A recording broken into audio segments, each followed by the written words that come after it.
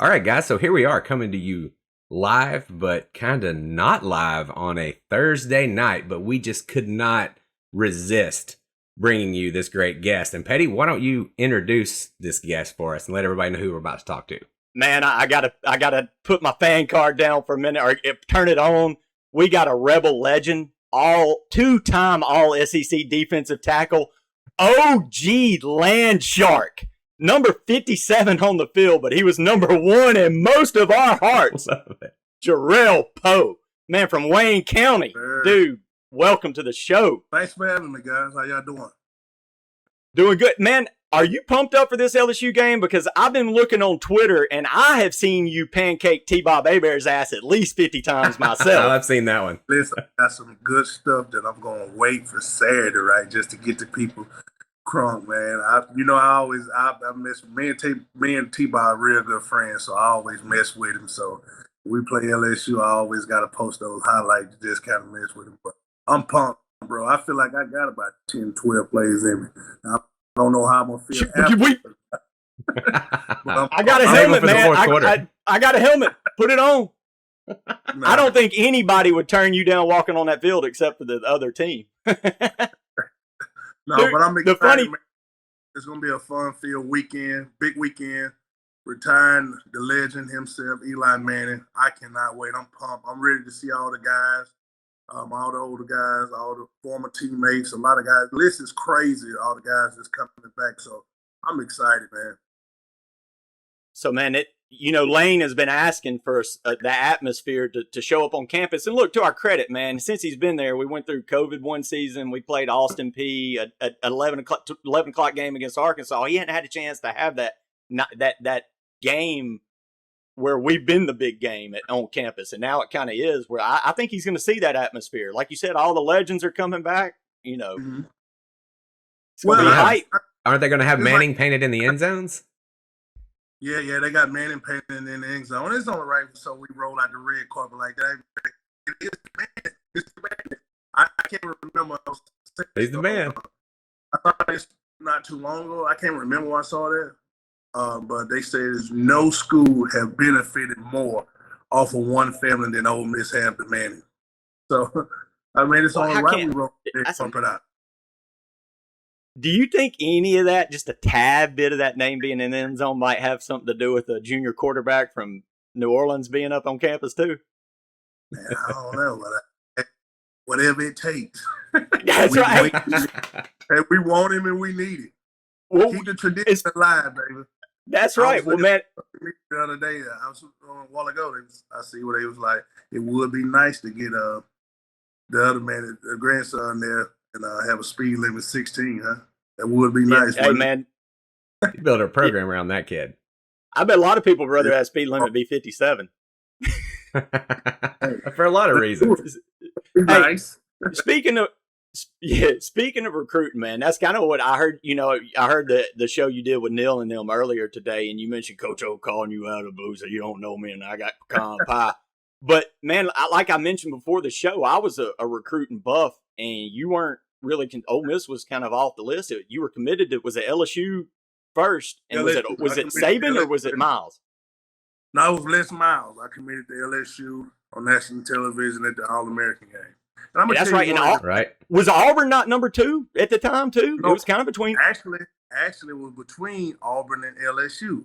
I was gonna go to Auburn, but Les Miles got the job. Les Miles had got the job, and they had recruited me. They recruited the hell out of me, and I just remember falling in love with LSU. And I said, you know what, I'm going to LSU. But I'm gonna tell you one of the main factors that played a role in my decision to get into Ole Miss. Number one, I remember being at the All-American game and Ryan Paralleau, Mark Sanchez. You had Pat Ryan Turner. Paralleau, yeah. Yeah. Bring back some old night. Yeah, and all those guys, all those guys was in the hospitality room. We was playing games and stuff. And I remember everybody was trying to represent their state that they was from. And I remember, representing from Mississippi. Oh, we got Deuce McCall. We got Walter Payton. Jackie Slater, I'm naming all these guys because they were sleeping on Mississippi. And they were like, man, you talking about this and that, about you leaving your state. you're not even playing in your state. I had committed to LSU. Yeah. I remember that sticking with me, right? And I remember Coach O called me. Of course, he headed to the national championship game. He called me and said, "Hey, big fella, you don't know me." He said, I just got the head coach job at Ole Miss. I want to bring you in for a recruit." And I remember he recruited the hell out of me. And I just remember saying, you know what?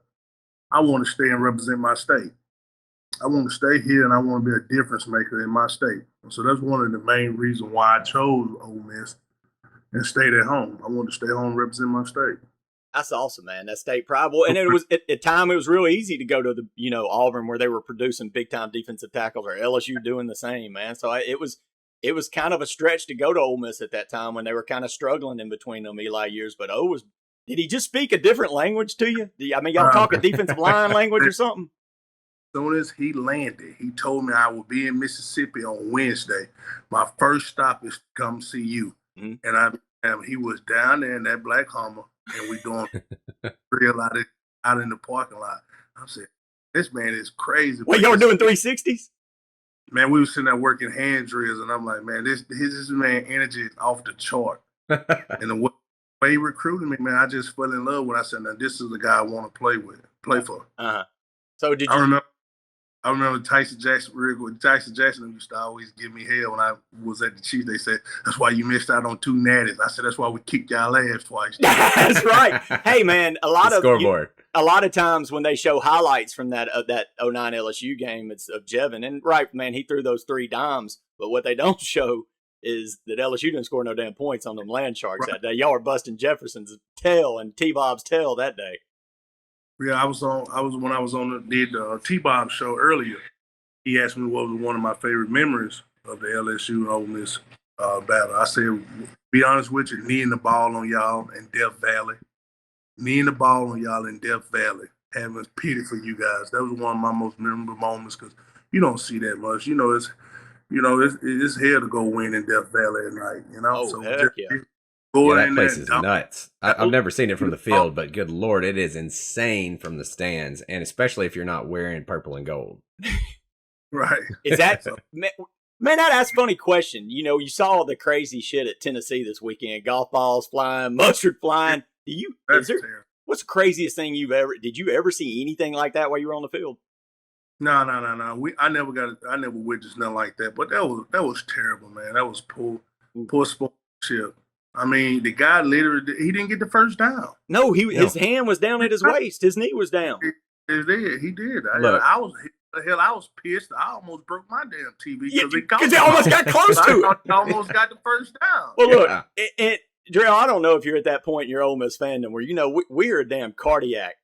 It ain't ever damn pretty or easy. So are you sitting on the side? Are y'all you sitting there like me, like, son of a bitch, here we go again. Damn it. And I'm yelling. I'm screaming. I don't watch the game around my family, believe it or not. Oh, really? Nah, they don't watch the game with me. I always myself. If I'm around family, if I'm not at the game, I always go home because they already know. I don't want to hear that. I don't want to hear nothing negative. I don't want to hear nothing. Right. I don't want to piss me off, so I always stay around. Well, you were talking about Knoxville a minute ago, and I've only gone to Knoxville for a game one time when I was 16 years old, and I drove my new truck up there. And I didn't bother anybody, and Bama won, and I got back to my truck, and those bastards had keyed my truck from freaking bumper to bumper. And all I had was one little bitty Alabama sticker, maybe this big, on the back of it. And since then, I'm just not going back there during a football game at all. Just, no. Terrible. That was just, I expected it. I never heard anything about them having rowdy fans like that. But, I mean, that was terrible. They displayed. Y'all smoked them. I mean, y'all when they came down to No. We smoked them, but then they got us one. Oh, were you was that the 52? Was that the game we got beat real bad? Oh, yeah, that was bad. That was Bray. That dude with the world's stupidest tattoo lit us up that day. Yeah. Well, we've had a tattoo or two. Y'all remember AJ McCarron's chest, right? Well, what was, man? I heard them talking about, and I know the prey of Jerry standing up, threatening to kill everybody within an inch of their life story is kind of legendary. That galvanized that team when the Landsharks took a different step. what was outside of that, what was the craziest thing? Come on, give me a crazy ass Coach O story. What's the craziest thing that man did? Because I know it's something that you tell me that he did in practice. Taking his shirt off in the meeting room one night. I don't want to call the guy name, but he got a guy face, man. And I just like, holy shit. Like him and a player going at it? Him and one of the players, and one of the guys was sleeping in the damn meeting room. Oh, damn. Like jumped like 2-3 rows and got like, yelling at him for sleeping in meetings. And I said, you know what? This man don't fucking play. That's right. He's serious. Did you ever sleep? How the hell did you fall asleep in a meeting with that guy anyway? I never played with like that. I never. He was no sir. Are y'all still? Y'all probably had. Like you said, you were the cornerstone of what he built at Ole Miss as a recruiting class, getting a 5-star #1 player. You really changed the culture of making it cool to go to Ole Miss again. You were kind of that dude, and him with O's. Do y'all still have her? Are y'all still 100%? I'm gonna go see him Saturday when we come to his locker room and see him. Cool. Ever since he left Ole Miss, every time he come back, I always go see him in the locker room. This will be the 3rd time he done came back since he left. I'll go see him before I go see him pregame at his locker room. Go see him, hug him, take a picture, and catch up. We got a great relationship. He's one of my favorite. He stuck by me. He believed in me. That's my heart. Well, one of the main reasons why I came to Ole Miss. I had a question too about that. Do you think that he's going to go and try to be a head coach somewhere else again after this, or what do you think his direction is going to be after this year? Well, I will say this right here. I'm sure he'll probably try to get that SC job. Sure. Yeah, because I know how he feels. Yeah. I would look. Well, you were saying back. I just say this right here. I've been seeing guys post it. I seen somebody post on Facebook. What do you guys think about having old back? Yeah. At some capacity. I know they say DC job. I haven't met our defense coordinator Durkin. But I have no problem with him. So I wouldn't just say I would love to see him get bumped. But it wouldn't hurt your feelings. Maybe he gets one of those analyst jobs where he gets to just and then work his way up. Yeah. How they do that. I would love to have him back at Ole Miss.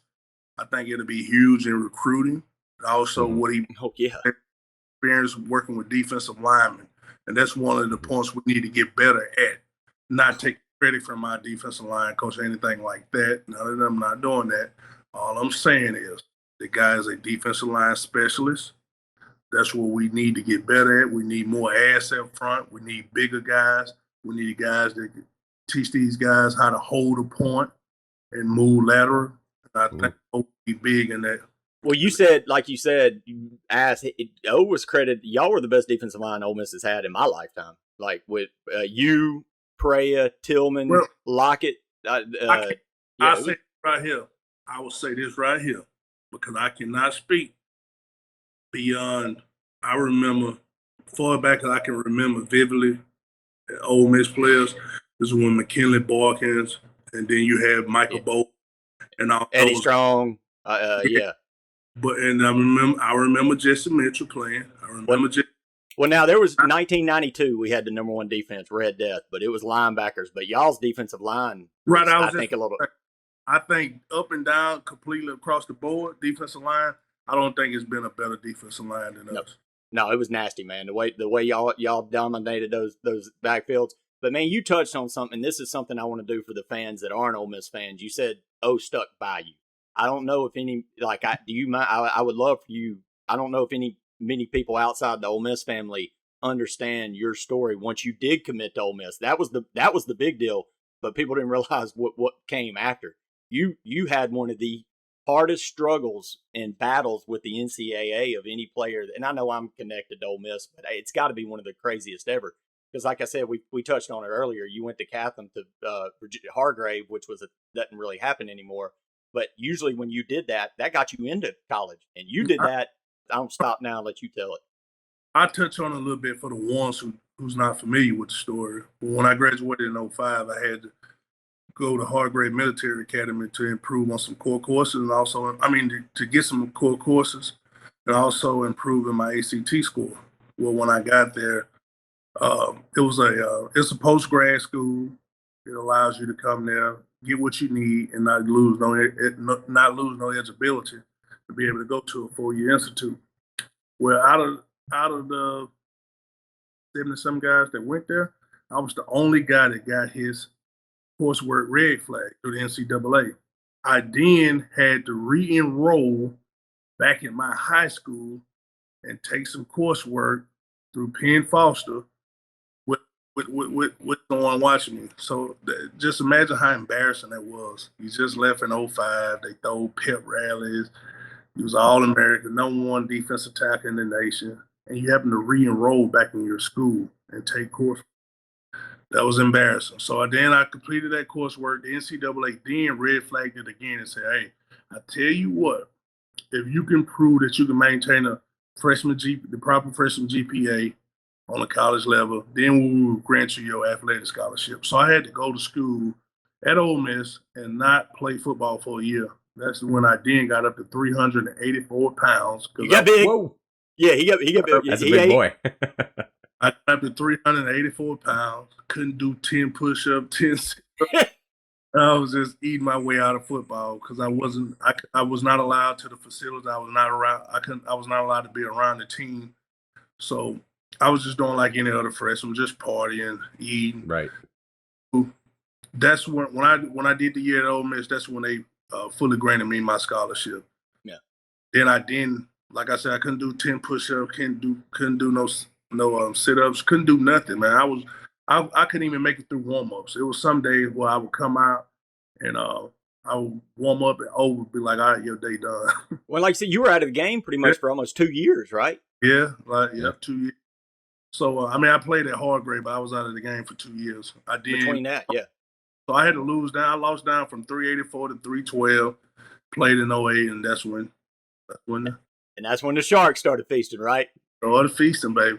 Yeah, man, that was, and man, you said it in a nice way, but the NCAA was some of the biggest bullshit I've ever seen. I want to say what I want to say. Oh, man, you say what you want. Fancy on the show. Man, they dirty ass. They're dirty, man. Look, it's not fair how they treat anybody. It's like they just pick and choose. It seems like from the outside looking in, and that's it's effed up. North Carolina can go 10 years and have a damn fake college for students, and nothing ever gets. We can go up on the NCAA. We do a lot of things. The main thing is, man, your story was a story of perseverance. We had Rudy Griffin from Alabama on last Saturday, and he transferred from Citadel and walked on at Alabama, and became. And so, man, these stories, man, I think kids need to hear these days. There's too many kids today that want to give up, want it the easy route, want things given to them. And, man, you could have given up so many times and said to hell with it. And man, you never did. And without transfer portal and NIL and all this stuff you got now, it's becoming, I guess, a little better for the players nowadays where, they got a little more ability to move around if they're not making it work or whatever. But you guys, you gritted it out. It's pretty amazing to watch what happened back then. One of the reasons I had no choice, I knew I wanted to make it. I always said for myself, I knew I wanted to be the first player from my hometown to make it pro. And like I said earlier today, I set out 3 goals: that I was going to get a college education, I was going to make it to the NFL, and I was going to buy my mom a house one day. And through hard work and perseverance, I was able to do all 3. And I knew, my pops used to always say, son, in order to erase this, it's only one way to erase this. Bull crap off your resume. And that's, you got to be successful. You got to succeed. You got to succeed, and you'll probably never hear about this bull crap again. You got to succeed. Right. And that's one of the things I knew I wanted to get that blemish off my resume. So now it's like a badge of honor, kind of, that like you dug through it, yeah. Like you tweeted out, where was the NCAA on that day where you walked across the stage? Right. Hey, man, one of the things I tell kids, man, persevere through it all, man. Just continue to work hard. Even when I got to the NFL, I was a 6th rounder. Mm-hmm. And Jonathan Baldwin was our 1st rounder. Well, my life expectancy was like 2 years. I left 6. He left 3. Yeah. Yeah. Yeah. Well, you know what?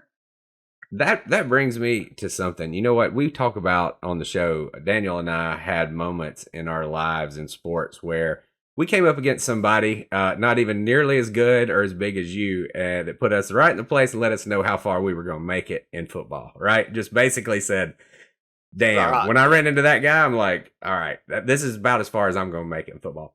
You've been to the highest level. What athlete, when you've been on the field with them, have you just looked around before and just been like, damn? I can already tell you now. Yeah, I bet. That fucking J.J. Watt. Oh, yeah. Really? That J.J. Watt is the best player I ever on the field with. The way he didn't even hesitate. The way he approached the game, the way he approached practice, the way he approached workouts. The man is by far the best. He's the best professional. He's the best football player I ever been around in my life, hands down. I have told guys that I played with, we have these arguments all the time. They not discrediting him, but I just tell them straight up. Listen, I tell my friends, Tyson, Glenn, we talk. I say, hey, J.J. Watt is the best teammate. He's the best player. He's the best everything I ever been around when it comes to football. There's nobody that works their ass off his hand. I remember he signed his $100 million contract. Yeah. He woke up at 4 o'clock in the morning, went to the facility, and he flipped the tire 100 times. He flipped the big tractor tire 100 times. He said, I just wanted to flip it for every million that I got. So that's pretty awesome. He did it 100 times, so he wasn't tired. So he did it 100 more. He was at 2, so he wasn't tired. So he said, well, shit, I'm going to try to get 3. Well, he got halfway in it. He got like 30 reps, and he just said, I got to finish it. But the way that guy used to practice, the way he used to whoop guys' ass, all pro practice. And I remember Billy O'Brien, which is the offense coordinator over in Alabama. Oh, yeah. Billy O, very familiar. Billy O used to pull him out of practice because he would just dominate practice. The kid dominated every day, man. That's awesome. I've been harping on him, I know, for 2 months, but he deserved it. He deserved flowers. Now, I used to always tell my buddy Eugene Sims that, I said, hey, because my buddy Eugene played 8 years with the Rams. I used to tell him, I said, hey, J.J. Watt going to go down as the best defensive player that ever played football. Now, I'm an honest man. That 99 over there, the Rams, is a bad. Oh, Aaron Donald, man. Yeah. They don't, man. He's mean. Listen, I went back to my buddy. I said, hey, both of them 99 bad, but I say, hey, that's a bad boy over there too now. Well, man, Jerrell, you were a freak of nature. Like I said, I seen your ups on that interception against Mississippi State, but Aaron Donald takes off his shirt, and you're like, holy hell, that's a defensive tackle? That's not even fair, man. Like, we're not all created equal. That's horse shit. I got a chance to hang around him. I hung around him a lot because, like I said, one of my best friends played with the Rams and just one of the nicest guys you ever meet. And the way he approached the game is just like J.J. Watt. The way he work out, take care of his body, and always being a pro off the field. Mm-hmm. Poe, man, you grew up in Mississippi around catfish, man. That was just you had too much cat. It was too much catfish in Mississippi. Too much. This is my problem. And my little boy, I have to give you guys a little humor to this. My little boy, he liked to play this game called How Well Do You Know Your Daddy and Son? So he always asks. This is a little game he like to play. I always say, what's Daddy's favorite food? And he'll get mad. He say, I already know that. You gotta ask something harder. Yeah, but I love it, man. So I had too much, so I couldn't get that body like those guys. No, that's what I'm saying, man. Too much good food in Mississippi, man. Like they all got that Tom Brady diet now, right? You were like the team cook, right? You were cooking for everybody. I used to cook a lot. That's one of the things Houston wanted us to do, like just keep that brotherhood. Like he always wanted us to do things together. So I used to fire the grill up a lot, just invite guys over, watch. Dude, you played under the 2 most extreme personalities probably ever coached at Ole Miss. How crazy was that to go from Red Bull to all right, guys, we gonna get together and we gonna hug and we gonna do some campfire, buddy, yeah. How crazy ass of a transformation was that? Crazy, man. I tell you what, I used to love to hear Coach Nutt. This the best. Hey guys, these the best days of your life. I Gatorade you, I water you, I feed you, I take you back. What else you want? But I love to hear him go to talking like that. But it was a joy playing for both of those guys, man. Like you said, definitely two different personalities, but they both were passionate. They both instilled a lot in us and got us to believe in, man. We had some successful years under those guys. Dude, I got to ask, because you just talked about how he tells some crazy stuff. I'll never forget, because I can't remember, I think it was the one against Oklahoma State. They go into the locker room and they catch Nutt in his pregame speech. It's like, all right, guys, everybody get together. I want you to repeat after me. We look good. We feel good. We're going to play good, because it's all good. Yeah. Tell me y'all looked around like, what the fuck did he just say? Did that pump you up? Yeah, got us crunk, though, man. That's right. It got us. Then I can see, because I heard that and I was like, you got to be shitting me. Yeah. But y'all, okay, cool. Hey, y'all came out and whipped them Cowboys that night. I guess that was before Oklahoma State, right? No. Or was that the Texas Tech one? Oklahoma State in the Texas Stadium. Yeah, that's right. And then the Texas Tech was the year before. In front of the Cowboys. Oh, yeah, man. Sorry, man. It was that back-to-back. I was getting my years confused, man. A Rebel fan, we kind of have a few cocktails from time to time, make some memories blur. But, huh? I said we have too many of them. Look, man, on our Saturday morning kickoff, you won't get to see it. I would have it usually, but I'm usually drinking a Bloody Mary for our Bloody Mary? No, he's usually drinking 5 or 6 Bloody Marys. We're going to put a counter up there every time he starts a new one next time. So it'll be like 3 Bloody Marys, 4 as he's going through. Listen, I said, Lane been telling everybody to leave the Grove. I said, shit, they trying. They just can't. They drunk. Too many drinks. They trying. Man, we need to shut. I agree. We need to shut the Grove off about 2 hours before game time, and we could fill up 100,000 seat stadium. You just get a riot if you shut the Grove down because they're having too much fun out there, buddy. Well, I can't get there. I told the crew I'm gonna be with. I was Judge Thomas called me today. I said, listen, I ain't goddamn drag ass in this Saturday. I want to be in the Grove at 9:30. That's why that's why you responded to me 8:30 on Saturday. I was like, yeah, he's gonna be up in Oxford. We ain't gonna get the man on Saturday. No sir, no. I'm gonna have my cup. I'm gonna have my shades, and I'm gonna be over there with Todd Wade, and then we're gonna cut a tie. All right. Hell yeah. Well, look, man, we talk a little, wagering on this show from time to time, and I heard you making some picks. My man Michael's got some thoughts on this. Oh, yeah. So here's the thing. I heard what y'all are talking about, too, and I heard that you missed out on a preseason bet, but I have. Tell us about that first.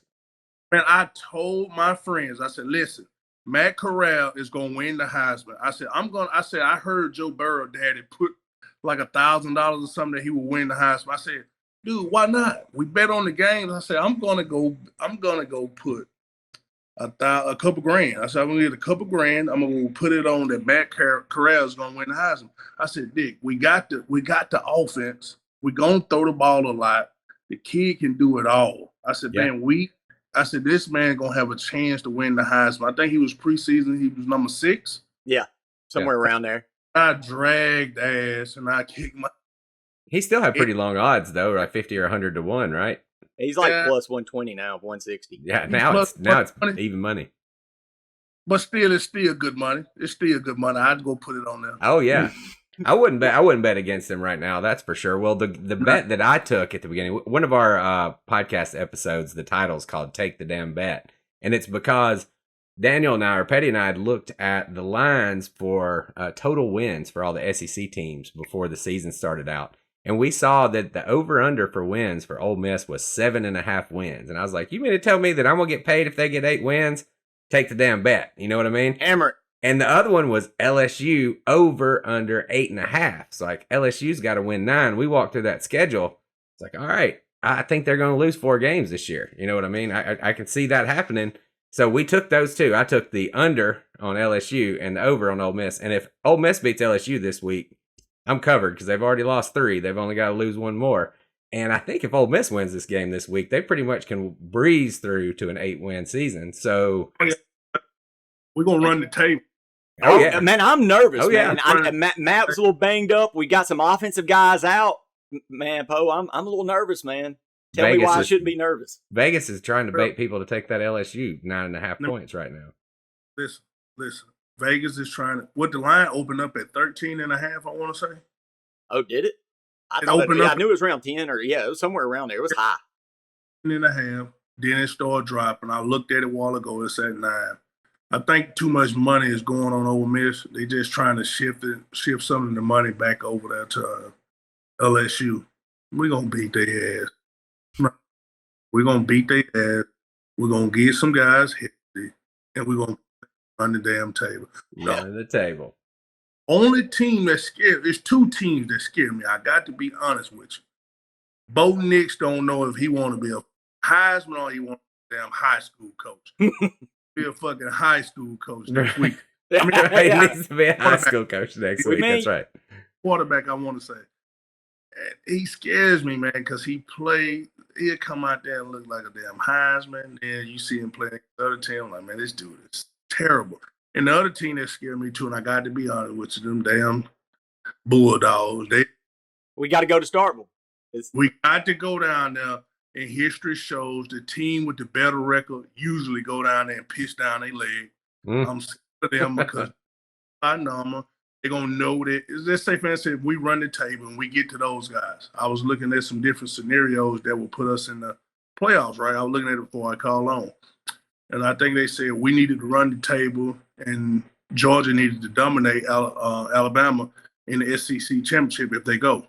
They need to dominate it, and they'll give us a chance into the college playoff.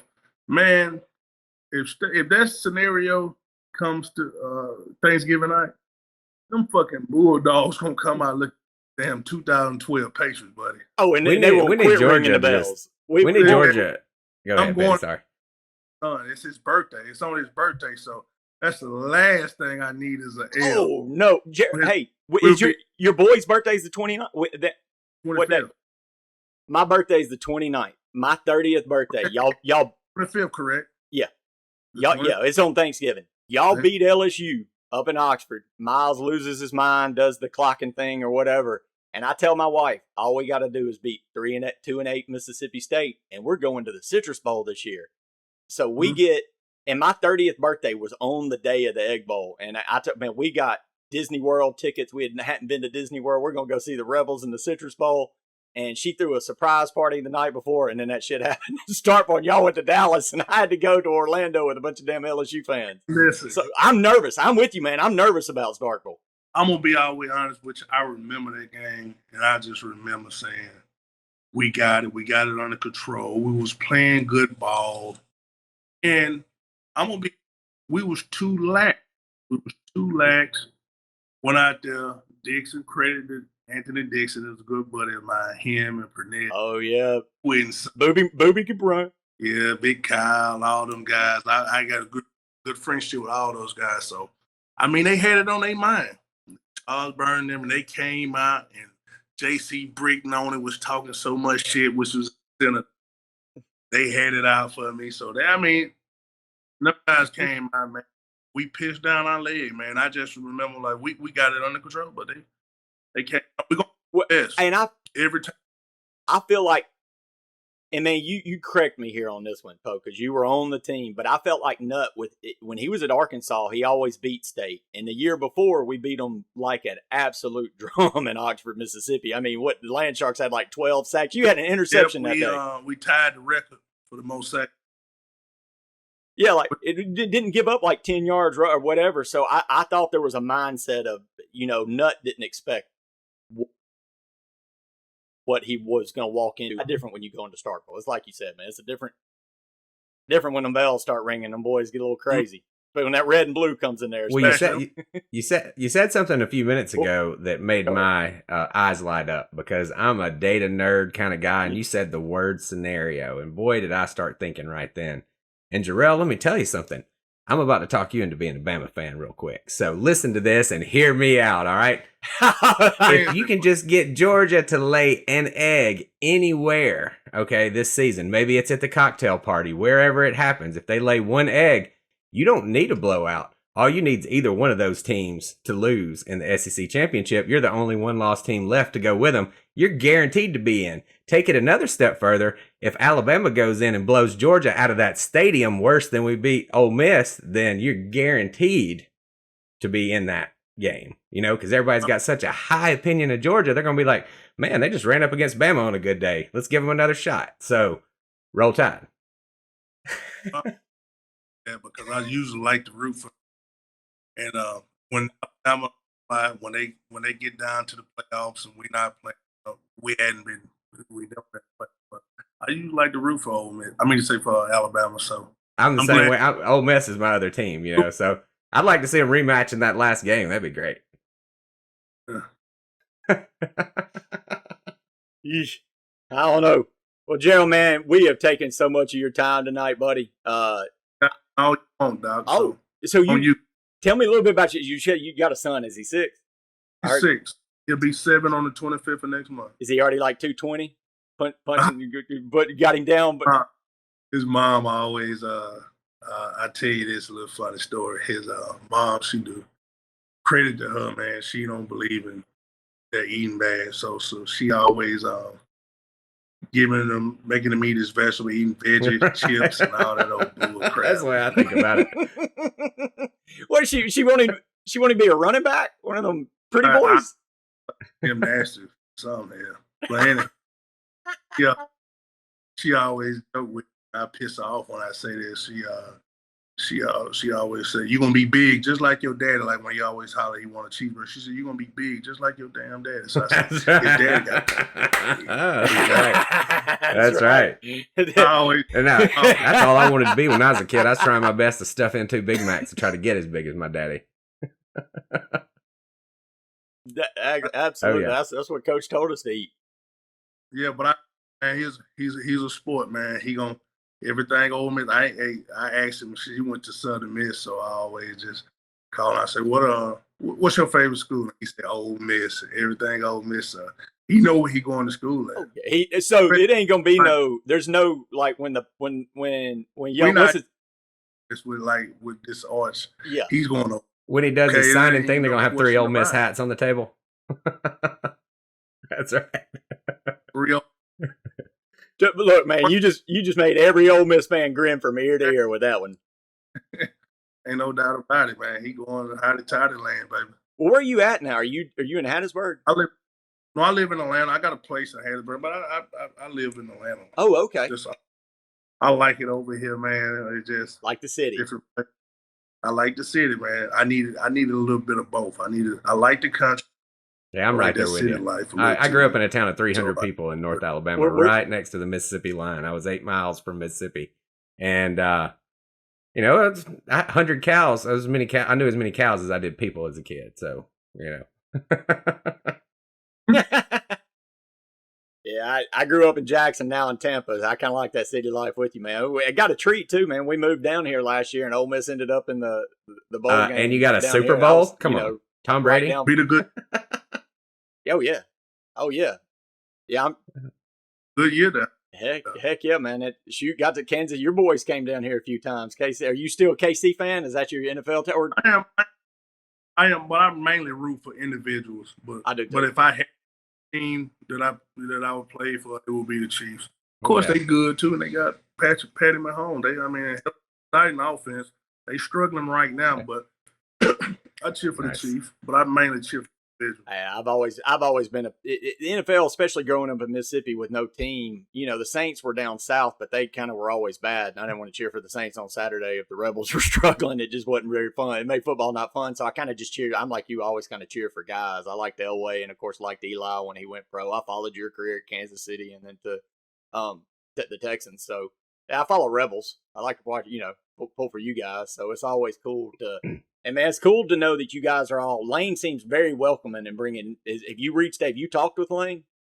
I have never ever met Lane. Really? I never met Lane ever. Do you think you? So I had opportunities to, but I'm running time. Right. I'd be trying to get to the Grove to be honest. No, really. So you're there for the show. You've done all. You've already played the games. You ready? You're like sneaking out of the Grove at halftime. I may go. Huh? Yeah. I know Phil Loho very, very well. Man, him worked out at Trent Williams, who was a good friend of mine, left tackle for the 49ers. He owned the gym out in Houston. Anywho, me and he used to work out there together. So I know Phil very well. I had a couple of opportunities to meet Lane. Like I said, I'm not one of them guys that like to bother. I meet him when I meet him. That's cool. Yeah, he's doing a up, keep it going. I just go speak, go holler at Phil, go holler at my boy King Crane, go holler at Brandis, a couple of guys that was there when I was there. And I make my way to the Grove, baby. But you all aboard the train, though, right? Oh, come on, man. Oh, yeah. He's made it fun again, man. He's made it look. I love his swag. I love the swag. Well, that's the kind of thing we've joked about. Man, I love when he gets popcorn. I love all that. I hope he throw that damn clipboard twice. Is he not us? He's us that finally got to coach. Just a bunch of jackass college people that's really smart at football. He reminds me of a lot of my friends that know this. That'll be George Hilo when George Hilo become the head coach. George is the defensive back coach at Michigan right now, which is my son, godfather, one of my best friends. And that's George Hilo as a head coach, throwing that damn clipboard. Really? So he's going to be a reincarnation. Like I said, man, you watch Lane, and while we were watching you play college, we were playing on the PlayStation. That's how we played like Lane calls it now. Going for it, we were going to the line as fast as you 31, and your friend was like, "You sorry son of a bitch, cussing everybody." And then we're talking shit like, "Pop your popcorn, man." Lane is us, but he's really good. He's us, but a brilliant mind at college football. I don't want to say he's us because obviously there's that man knows his damn X's and O's. So, yeah, he does, man. He's one of the best offensive minds that I've seen. I personally witnessed. I love his aggressiveness. I love the fact that he go for it on fourth down all the time. Hell yeah, bring it, man. Well, it's like Michael's talking about. He's an analytics guy, and some people kind of got their jimmies rustled when he was doing that at Alabama. And he said something that was so profound after. Like, I grew up in an era where there's times where Ole Miss would take some beatings, and you felt like coaches were playing to make it close, not playing to win, and would be very conservative. I'm like, man, screw this shit. You got one opportunity to play a team like this in the year. Why are you being so you're going to lose. Go for it. And he did that. I'm always willing to take a loss if I know my coach is doing everything to win. And you want to play for that, right? 100%. We were not going to be. Absolutely not. No, I agreed with all those calls. I miss Lane Kiffin so bad. When he was my offensive coordinator, some of the happiest years of my life, I'm just going to say. I mean, even after we missed those 2 fourth down, and we got down to the third one, we was behind. And we had to go. They kept moving the ball. Now, to be honest with you, I don't know. I can't question it because I'm not on the team. I'm not in the field house. I mean, I'm not in the film room. Now, I would love to see them get that ball to Snoop Connor on them. Exactly what I said. I disagree with that. Let's tell you something. No, not to discredit Ely. No. I don't. I like them. They're a good player. They're excellent players. But he's too light in the ass to be running that ball down there on the goal line on against Alabama's men.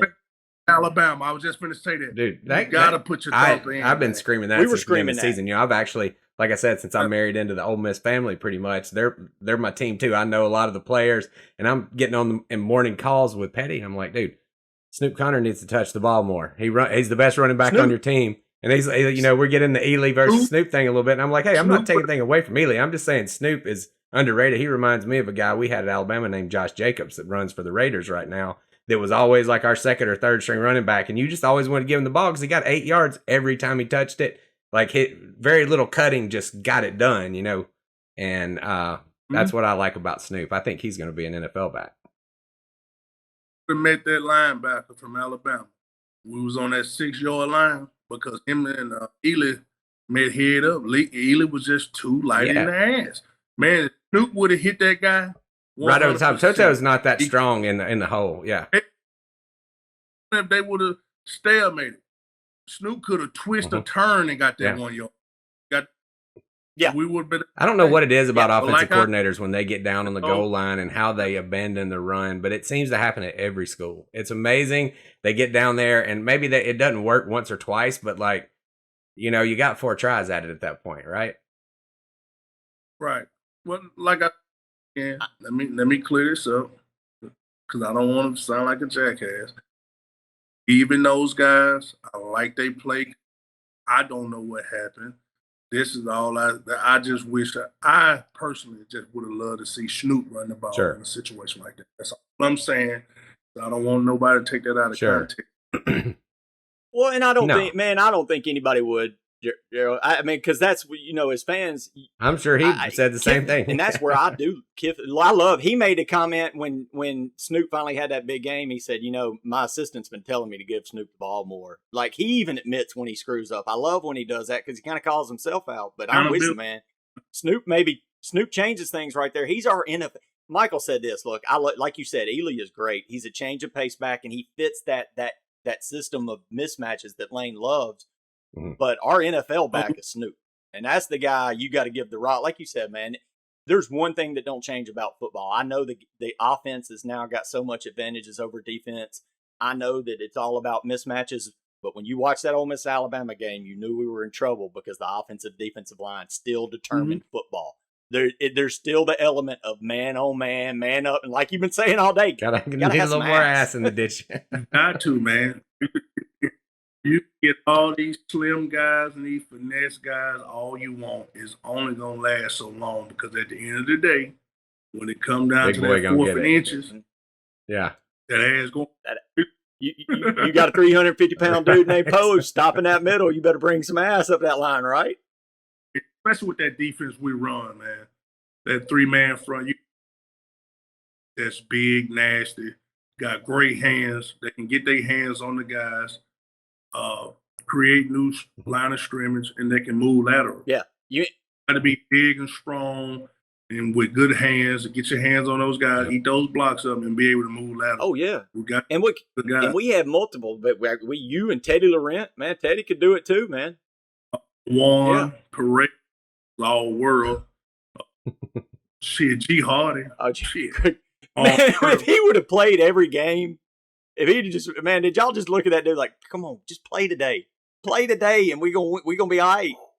Because when that dude played, I mean, what he hit Andre Smith for 3 seconds. Look, Alabama. No. Hey man, Alabama fans, one thing you can't give them, they're crazy, but they kind of know football. And I've left so many. I remember when Willis was there, I left the Ole Miss Bama game. God dog, man, y'all got the best linebacker in the country. And Bama fans, they appreciate good. I remember they left that day and said, "Who the hell was that Hardy guy?" I'm like, I wish he'd show up every game because if he did, he could have done that every game. He whooped Andre. He had that kind of ability. Just whooped him. Yeah. Well, he whooped Andre with a bum feet. I didn't throw the red high hill. I was near in the vicinity of the red high hill that got thrown on the field. That was the day of the red high. When Shea made that kick, he was forced out of bounds. He wasn't forced out of bounds. He was forced out of bounds. Yes, he was. He was forced out of bounds. Now, Michael might look me. We might get an argument going on this one. I have to check this out. I have to see the tape. He was forced out of bounds. Funny thing, we were going to go to Hardy the next play on a fade route. I don't know, people. Do you remember? Come on, man. I remember we used to put Hardy down there in the goal line. Did you ever ask Coach to put you in a fullback? No, you know what? I did not ask Nut to put me in that fullback. They came to me with it. And I remember we were running that fucking play, man. And I'm going to be honest with you, I should have never left my feet in the Oklahoma State game. But then I said, hey, listen, I'm going to be honest. I ain't never really told a lot of people this shit. I just know Deuce was always famous for jumping over the pile, right? Yeah, that was Deuce's thing, over the top. Look, all in practice, like Coach Nutt even went live with it, and we had this fucking walk on that kept ringing my fucking bell. I said, I want to do this or not, but I kept scoring though. We ran that play. We would run that play. A walk on was ringing your bell? Man, he was fucking. He was nothing that was like, y'all try to stop us.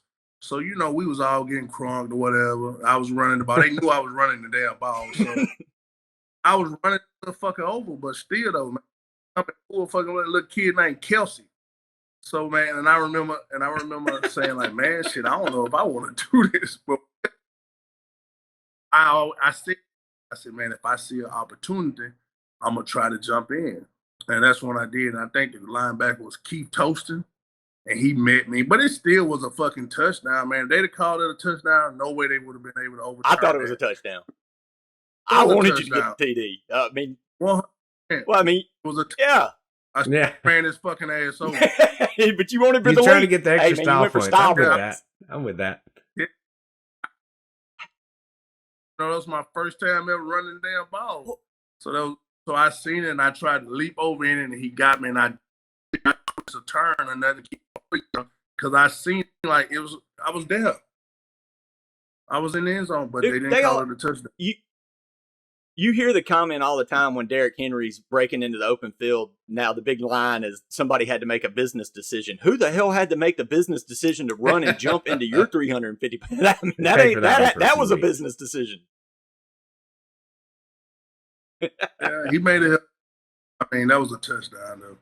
Yeah, man. Look, and trust me, we all wanted you to get it. When you bring the big guy in at fullback, you want him to get the touchdown, or whenever they throw it to the tackle on the eligible, you want the Tunsil. When we threw the touchdown, you want them big guys to get that love. That's right. To get that touchdown, baby. Ain't nothing like it. Oh, out of school. Oh man, ain't no telling what. Gonna go ahead and get that yellow napkin for that one. I didn't. What were you? I didn't know it was gonna be a 15-yard. What was going through your mind when the ball landed in your hands against State? I was hoping you'd get a pick six. My first pick, right? So it seemed like everything is like I ended up with TT great party and I like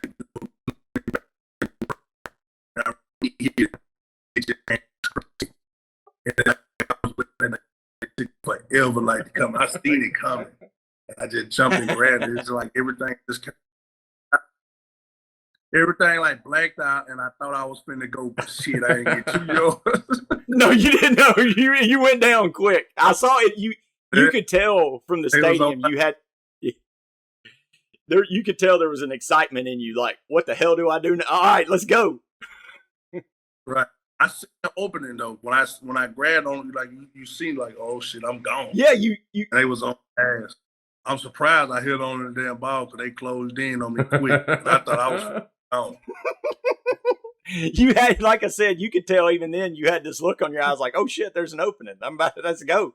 That's awesome. That's good stuff, man. Well, it's been an awesome experience getting to meet you, Jerrell. This is great for me, especially as an Alabama fan. I mean, this couldn't have been better. This is awesome. Thank you very much for coming on our stupid little show and hanging out with us. This has been great.